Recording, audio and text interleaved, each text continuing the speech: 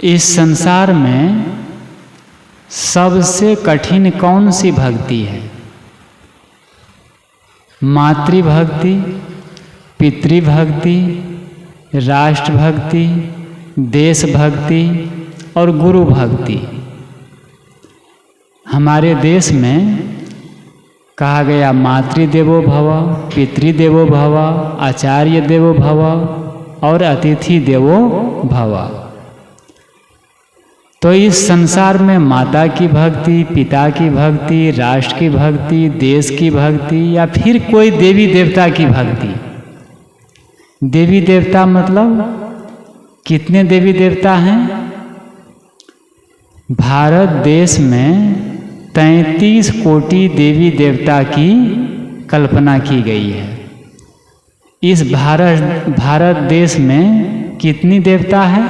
कितने देवता है? 33 कोटि देवी देवता यहाँ पर हैं।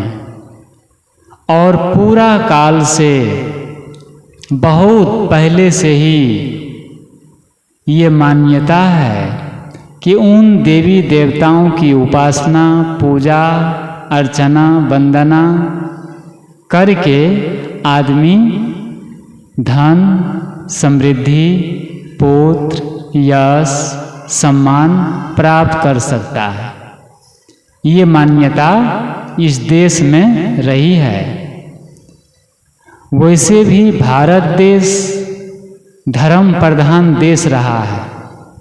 यहाँ पूरा काल से ही अनेक ऋषि, मुनि, ज्ञानी, संत, महात्मा, व्यास, वशिष्ठ, वाल्मीकि, रैदास, तुलसीदास, सदगुरु कबीर, नानक और भी आगे उससे और पहले देखेंगे तो सनक, सनंदन, सनातन, सनत कुमार और ऋषि मुनि हो चुके हैं।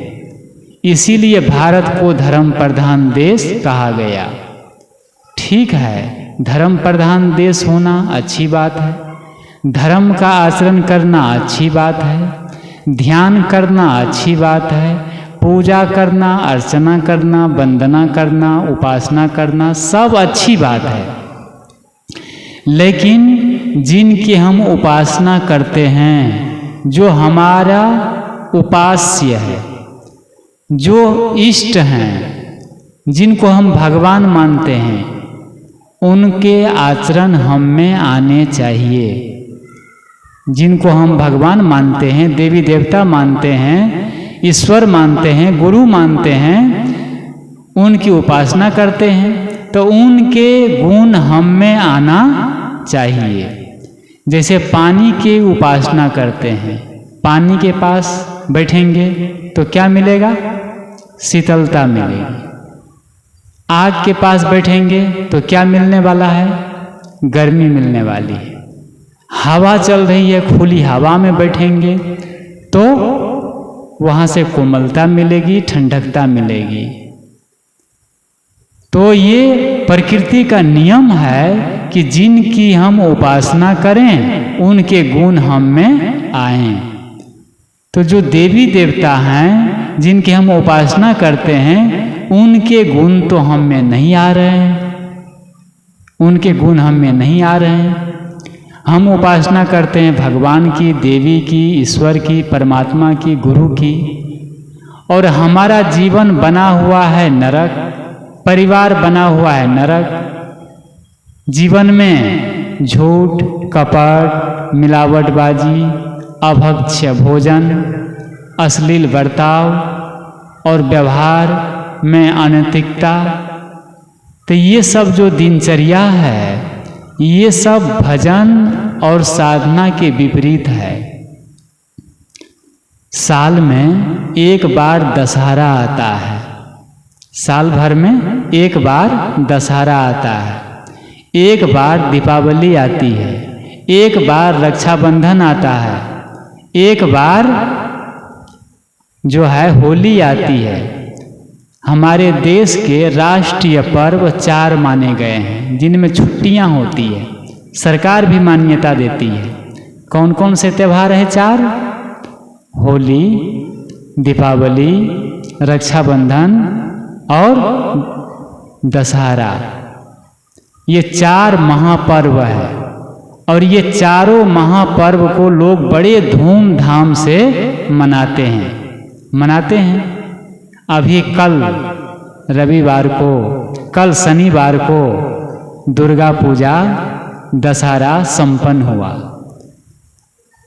कल रात में 8 बजे रात में यहाँ रावण को फूंका गया और लोग बड़े धूमधाम से, कार से, टेम्पू से, मोटरसाइकिल से लाइन लगी थी, यहाँ रोड पर लाइन लगी थी उसको देखने के लिए। तो वहाँ इतनी भीड़ कि पूछो मत, घुस जाओ तो फिर भगदड़ मच जाए या क्या हो जाए। तो उसको देखने के लिए इतनी भीड़ थी रात में। तो दशहरा का अर्थ है कि 10 दिन तक, जिसको हम नवरात्र कहते हैं, 9 दिन क्या करते हैं? 9 दिन तक। पहला दिन कलश बैठता है और जिस दिन कलश बैठा उस दिन से जो लोग व्रत करते हैं उनका जीवन बहुत पवित्रता, सुबह उठेंगे, नहा धो करके और पवित्र भाव से फूल तोड़ेंगे, पूजा करेंगे, लहसुन प्याज नहीं खाएंगे, ज़्यादा नमक मिर्ची नहीं खाएंगे। बहुत लोग तो फले खाते हैं, अन्न भी नहीं खाते हैं। और बड़े सात्विकता से, पवित्रता से, नैतिकता से, साफ सफाई से, ठीक है ना, साफ सफाई से 9 दिन तक नवरात्र मनाते हैं। कई लोग का फोन आता है कि गुरुजी हम लोग ना 9 दिन से लहसुन प्याज छोड़ दिए हैं। वो बहुत गर्व से कहते हैं कि 9 दिन तक हम लोग लहसुन प्याज खाना छोड़ दिए हैं। लगता है बहुत बड़ा पुण्य का काम कर रहे हैं। लहसुन प्याज छोड़ देना मतलब बहुत बड़ा काम हो गया। लहसुन प्याज खाना और नहीं खाना, लहसुन प्याज खाना कोई पाप नहीं है और लहसुन प्याज में कोई कुछ रखा नहीं है। जरूरत है जो बड़ा बड़ा लहसुन प्याज खाते हैं, 4 पैर वाले का लहसुन प्याज, उसका यदि त्याग हो जाए तो सचमुच नवरात्र और दशहरा ये करना सफल हो जाए। तो 9 दिन तक तो बहुत पवित्रता से, बढ़िया से, एकदम अच्छा से जीवन जीते हैं। बड़े साफ सफाई से, आयोजन पूर्वक, विधि विधान पूर्वक मनाते हैं। बहुत अच्छी बात है। और 9 दिन जैसे समाप्त होता है, 9 दिन, अंतिम दिन नवमी, बस नवमी के दिन जो पंडित 9 दिन तक इतने विधि विधान से मंदिर में पूजा किया, शक्ति माता, दुर्गा माता, काली माता, भवानी देवी है ना, वहाँ पर पूजा किया। 9 दिन तक एकदम लाउड स्पीकर लगा करके दान धर्म, पूजा, व्रत और साफ सफाई की बात करता रहा, हवन करता रहा, पूजा करता रहा। तो 8 दिन तो वो पंडित था, सचमुच सही पंडित, महापंडित। और 9वें दिन क्या हो जाता है? 9वें दिन उस पंडित का जीवन ही बदल जाता है। क्या बदल जाता है? कसाई में बदल जाता है। 8 दिन तक पंडित और 9वां दिन कसाई। अब दुर्गा माता के पास भेड़े, बकरे, ऊंट, भैंसे क्या क्या लाते हैं और उसकी बस बलि देते हैं और खून की नदी बह जाती है वहाँ पर। अब बताइए ये कौन सा दशहरा, कौन सा नवरात्र, कौन सा पर्व और कौन सा देवी देवता की ये पूजा अर्चना है? ये कौन सा पर्व है? कबीर साहब ने कहा कि माटी के करी देवी देवा, काटी काटी जीव दैया जी, और जो तोहरा है सांचा देवा, खेत चरत क्यों न लैया जी। कबीर साहब ने कहा कि तुम कहते हो कि मिट्टी के, पत्थर के देवी है, देवता है, भवानी है, और उसको खुश करने के लिए, उसको प्रसन्न करने के लिए जीव को बकरी, भेड़े, भैंसे, ऊँटे लाते हैं और बलि देते हो। तो माटी के करी देवी देवा, कबीर साहब पूछते हैं कि मिट्टी पत्थर के देवी देवता बना करके और सजीव जो पशु है उनके बलि देते हो, तो माटी के करी देवी देवा काटी काटी जीव दैया जी, काटी काटी जीव दैया जी। कबीर साहब कहते हैं जो तोहरा है सांचा देवा, खेत चरत क्यों न लैया जी। अगर सचमुच तुम्हारी देवी सच्चा है, शक्तिशाली है, और उनको मतलब बलि की जरूरत है, खून पीना है, मांस खाना है, तो सच्ची देवी है, भवानी है, शक्तिशाली है। तो कबीर साहब कहते हैं खेत चरत क्यों न लैया जी। अगर बकरी ऊंटे भैंसे खेत में चर रहे हैं तो उसको वहीं से मार लेगा, शक्तिशाली है ना वो देवी देवता। तो खेत चरते पशु को वो मार लेंगे और खा लेंगे, लेकिन ऐसा तो नहीं करते हैं। कोई देवी करते हैं? नहीं करते हैं। इसका अर्थ हुआ कबीर साहब कहते हैं कि तुम झूठ बोलते हो। ये देवी देवता बलि नहीं चाहते।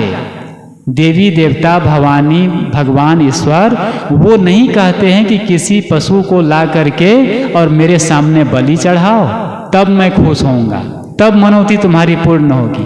कोई भगवान कोई देवी देवता ऐसा नहीं कहते हैं। भला सोचें कि एक माता पिता है, माता पिता अपने संतान के लिए जो बच्चे हैं उनको चाहते हैं कि दर्द हो। अगर आपके बच्चे को कोई सुई चुभावे तो आपको पसंद आएगा? कांटे पैर में गड़ गया तो माँ बाप को कितना दर्द होता है, तुरंत आते हैं उसको निकालते हैं और कितना दुखी होते हैं। तो कोई भी माता पिता ये नहीं चाहता कि हमारे बच्चे को किसी प्रकार की तकलीफ हो।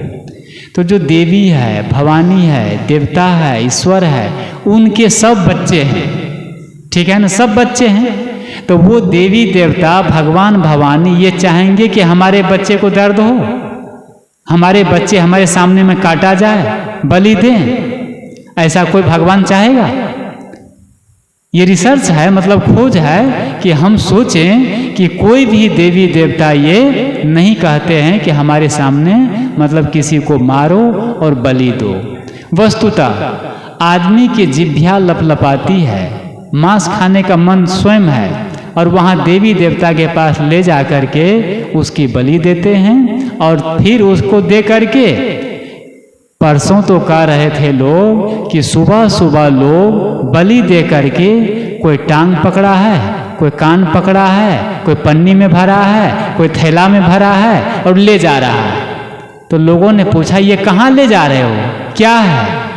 तो लोग बड़े गर्व से ले जाने वाले लोग बोला कि ये प्रसाद है, महाप्रसाद।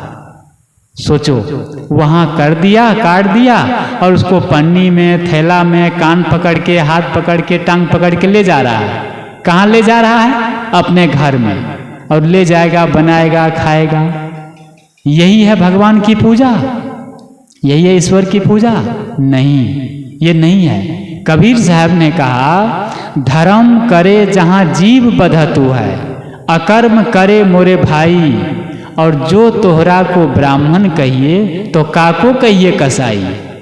कबीर साहब पूछते हैं, कबीर साहब की बात तो हर जगह फिट होती है और हर जगह पहुंच जाते हैं। कबीर साहब कहते हैं जो धर्म करे जहाँ जीव बधतु है, धर्म के नाम पर, पूजा के नाम पर, दशहरा के नाम पर, पर्व के नाम पर, कोई व्रत के नाम पर यदि पंडित वध करता है, बलि चढ़ाता है, ठीक है ना, तो धर्म करे जहाँ जीव बधतु है, धर्म के नाम पर जहाँ जीव का वध किया जाता है, तो कबीर साहब कहते हैं जो तोहरा को ब्राह्मण कहिए, यदि तुमको मैं ब्राह्मण कहूँ, पंडित कहूँ, तो काको कहिए कसाई।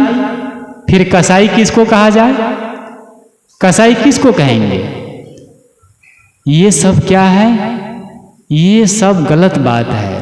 तो सबसे बड़ी चीज है कि उपासना, पूजा पद्धति जो है, ये सब नैतिकता है, सदाचार है, ईमानदारी है, पवित्रता है, शालीनता है और जीवन का परिवर्तन है। आज अधर्म को ही, अधर्म समाज में, परिवार में, हमारे देश में अधर्म इतना बढ़ गया, अधर्म इतना बढ़ गया कि धर्म का पता ही नहीं चलता है। पाप इतना बढ़ गया, पाप इतना बढ़ जाए कि पुण्य का पता ही न चले। झूठ इतनी बढ़ जाए कि सत्य का अस्तित्व ही खत्म हो जाए। अनैतिकता पूर्ण व्यवहार इतना बढ़ गया है कि लोग नैतिकता पूर्ण व्यवहार करना ही भूल गए हैं। अनैतिकता पूर्ण व्यवहार करना अर्थात झूठ बोलना, कपट करना, छल करना और मन से कुछ गलत सोचना और दूसरों को धोखा दे देना। आदमी को तो अपने जीवन में नैतिकता, ईमानदारी, सत्य का बर्ताव करना ये इंसान भूल गया है। तो अनैतिकता इतनी बढ़ गया कि नैतिकता पूर्ण व्यवहार करना, बर्ताव करना और उसका व्यवहार करना ये इंसान भूल गया है। असाधुता इतनी बढ़ गई है कि साधुता को ही लोग भूल गया। असाधुता इतनी बढ़ गई कि साधुता को लोग भूल गया। सज्जनता, पवित्रता, तो ये क्या है कि गलत चीजें अगर बढ़ जाए तो सत्य चीज जो सही चीजें हैं वो दब जाती है। ऐसे उसमें ताकत कम है ऐसी बात नहीं है। आज भी जो संसार है और हम चल रहे हैं, हम जी रहे हैं सत्य के बल पर, धर्म के बल पर ही हम जीवन जी रहे हैं। सत्य कभी मिटता नहीं है, सत्य कभी मिटता नहीं है, धर्म कभी मिटता नहीं है, तीनों काल में रहता है। सत्यं धार्यते धर्मः, सत्य के बल पर ही धर्म टिका हुआ है। ये पृथ्वी माता, ये पृथ्वी किस पर टिकी हुई है? सत्य के बल पर। आज जो हम जीवन जी रहे हैं और कुछ हम अच्छा कर रहे हैं ये धर्म के बल पर। तो मैं कह रहा था कि ये जो पूजा है, पाठ है, ये व्रत है, एकादशी है, इसके गुण हम में आने चाहिए। लेकिन यदि हम इतने व्रत कर रहे हैं, 9 दिन तक पूजा पाठ, उपवास, पवित्रता और 10वें दिन सब गुड़ गोबर कर दिए, सब क्या है 9 दिन की जो पुण्य है वो 10वां दिन क्या हो गया? पाप में बदल गया। और सब आपका जो है ये स्वर्ग का रास्ता नहीं है, ये नरक का रास्ता है।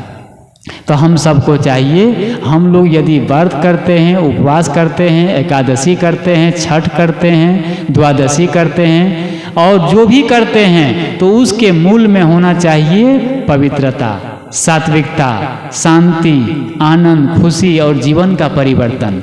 जैसा कि अभी बात कही गई कि 9 दिन तक जिस ढंग से, 8 दिन तक जिस ढंग से लोग उपवास रहे, व्रत किए, सफाई पूर्ण व्यवहार किए, लहसुन प्याज नहीं खाए, कोई गलत चीज नहीं खाए पिए, काश यदि उसी प्रकार पूरे जीवन वो संकल्प कर लेता कि मुझे पूरे जीवन इसी प्रकार जीना है।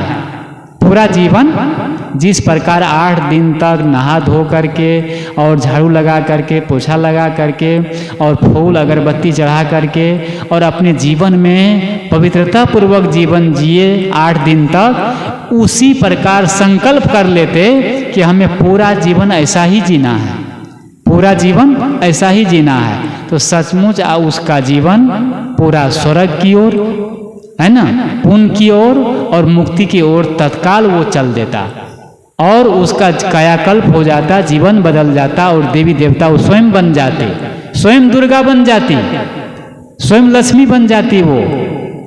ये कब? जब उसी प्रकार पूरा जीवन जीता। तो सबको चाहिए कि जो भी हम एक व्रत करते हैं, एकादशी करते हैं, कुछ भी पर्व करते हैं, उनके गुण धर्म हम में आना चाहिए। जैसे मैंने कहा कि पानी के पास जा कर के हमें शीतलता मिलती है, हवा के पास जा कर के कोमलता मिलती है, आग की उपासना करने से गर्मी मिलती है और मिट्टी के पास जाने से कठोरता मिलती है। ये प्रकृति का नियम है। इसी प्रकार यदि गुरु के पास जाते हैं तो हम में कोमलता, विनम्रता, सदाचार, भक्ति ये मिलती है। कबीर साहब इसीलिए कहते हैं गुरु की भक्ति अति कठिन है, ज्यों खाड़े की धार, बिना सांच पावे नहीं महाकठिन व्यवहार।